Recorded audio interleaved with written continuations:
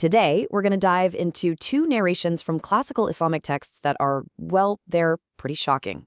These aren't new discoveries. Scholars have been debating them for centuries. But for a lot of us reading them today, they can be really confusing.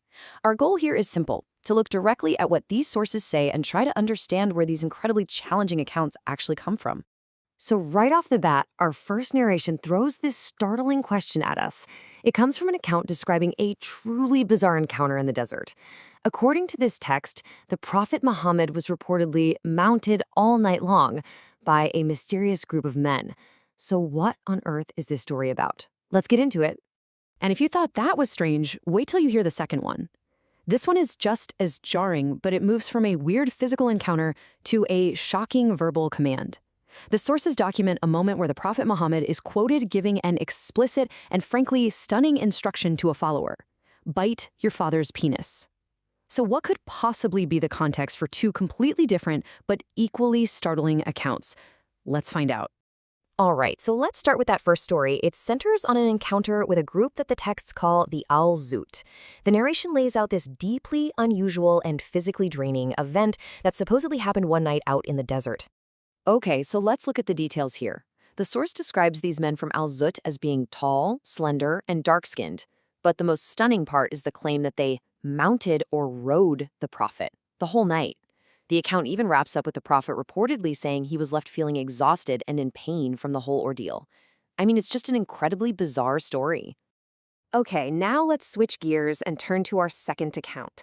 The first story was a strange physical encounter, but this one is all about a shocking verbal command.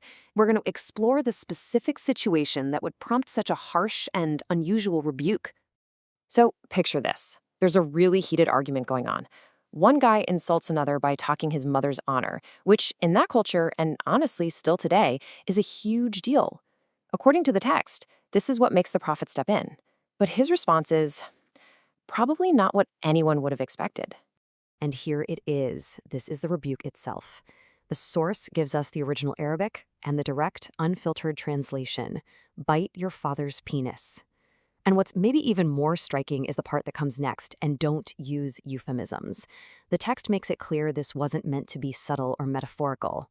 The shock value of that literal graphic image was the entire point. So the big question is, where does a story like this even come from?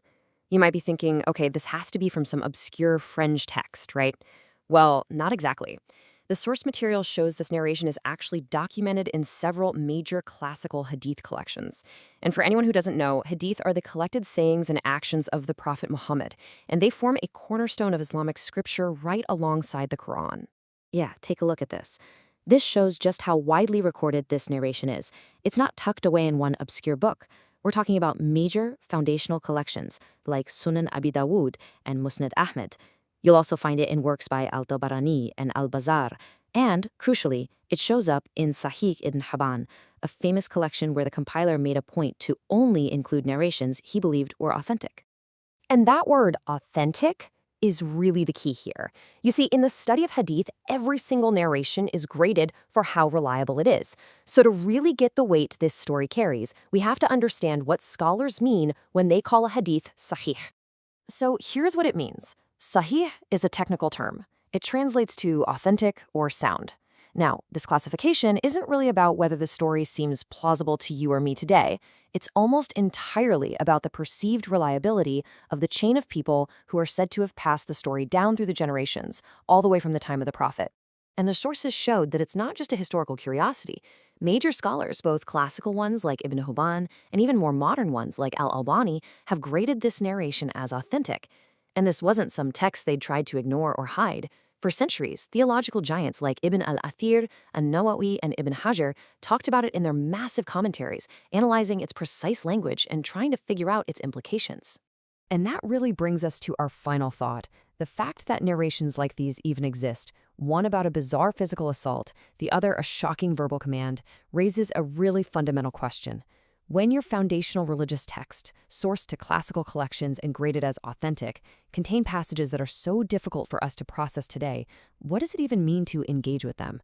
It's a tough question, and it's one that believers, historians, and critics are all still grappling with.